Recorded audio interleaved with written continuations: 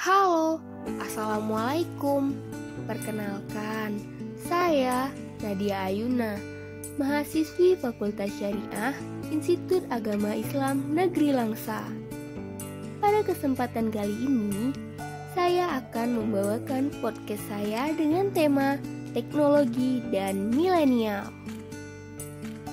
Kita semua mengetahui bahwasannya kita sedang berada di era 4.0, era di mana teknologi berkembang dengan sangat cepat. Dan tidak hanya di era 4.0, terlebih lagi, sebentar lagi kita akan berada di era 5.0, era di mana yang kita ditugaskan untuk mengimplementasikan teknologi-teknologi yang sudah kita lalui di era 4.0. Perkembangan teknologi memberikan pengaruh yang cukup banyak dalam berbagai aspek kehidupan manusia.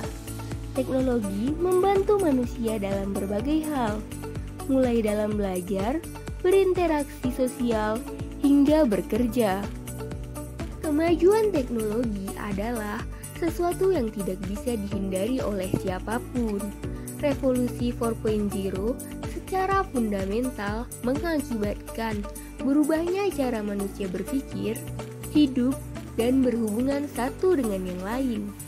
Era ini akan mendistrupsikan siapapun dari berbagai aktivitas manusia dalam berbagai interaksi sosial. Tercatat di dalam sebuah survei yang dilakukan oleh APJII, mayoritas pengguna internet masyarakat Indonesia yaitu sebanyak 72,41%. Itu dari kalangan masyarakat urban. Sebanyak 49,52% pengguna internet di tanah air, mereka berusia 19 hingga 34 tahun. Kelompok milenial ini mengabsahkan profesi-profesi baru di ranah maya atau di media sosial. Semisal seperti menjadi selebgram di Instagram dan menjadi YouTuber di YouTube. Di posisi yang kedua, sebanyak 29,55% pengguna internet Indonesia berumur 35 hingga 54 tahun. Kelompok ini berada pada usia yang produktif dan mudah beradaptasi dengan perubahan.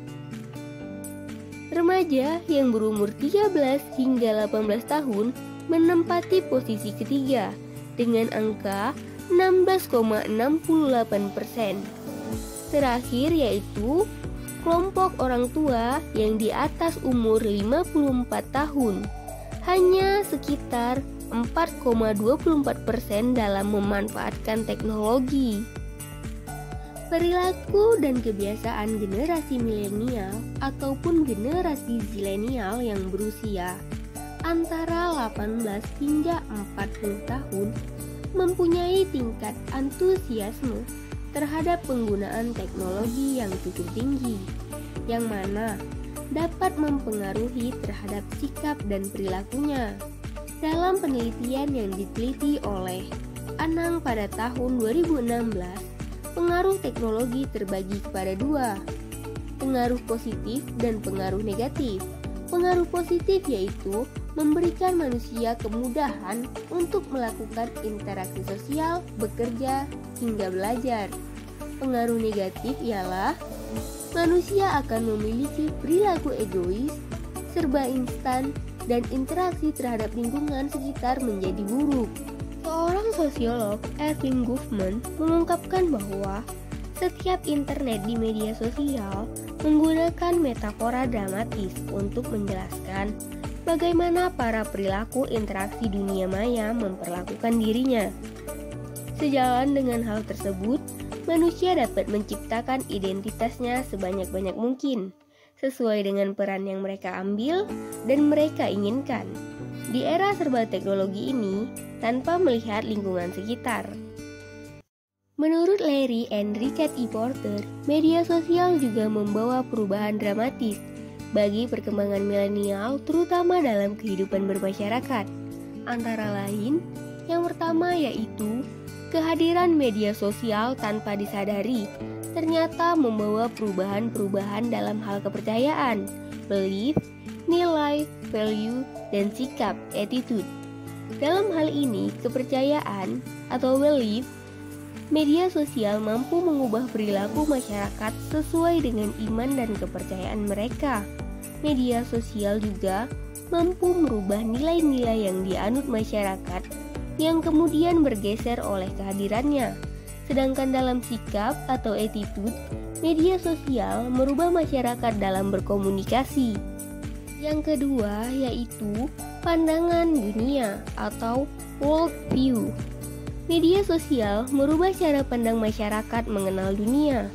Mereka tidak melihat dengan kacamata yang sempit, namun pandangannya sangat luas.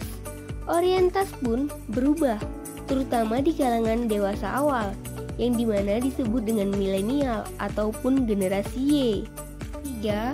Organisasi sosial atau social organization. Milenial memandang organisasi sosial bukan organisasi yang formal dan nyata, tetapi lebih dipahami sebagai organisasi yang sifatnya maya, dengan ketertarikan yang lemah. Sedangkan dalam organisasi yang dibangun oleh media sosial, setiap anggota merasa memiliki ketertarikan dan tanggung jawab yang tinggi dengan organisasi sosial tersebut. Yang keempat yaitu tabiat manusia atau human nature. Tabiat manusia dengan suatu karakter yang dimiliki oleh manusia tersebut. Tabiat manusia dinampakkan dalam kehidupan sehari-hari, tidak lepas dengan latar belakang budaya mereka.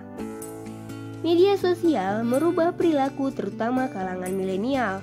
Nah, diri dijadikan senter dari semua kegiatan sosial media. Maka, tidak jarang yang muncul adalah tabiat ingin menang sendiri, ingin lebih dari orang lain. Secara fungsi sosial, generasi milenial memiliki kekuatan yang tidak dimiliki oleh generasi baby boomers atau generasi sebelumnya, yaitu masalah kreativitas, jaringan media sosial yang luas, serta kepercayaan diri terhadap hasil karya mereka. Kelemahan dari mereka yaitu terlihat dari krisis kepercayaan diri ketika hasil yang diharapkan tidak sesuai dengan kenyataan, terutama masukan dari citizen di media sosial. Namun, sebesar apapun teknologi ini berkembang, kenyataannya bahwa generasi muda itu memiliki 3 peran utama yang tidak boleh dilupakan. Yang pertama yaitu agent of change, yang kedua yaitu inovator, dan yang ketiga yaitu promotor bangsa. Sekian dari saya Nadia Ayuna. Saya akhiri dengan wallahumma fiq wa aqwamit thariq. Wassalamualaikum warahmatullahi wabarakatuh.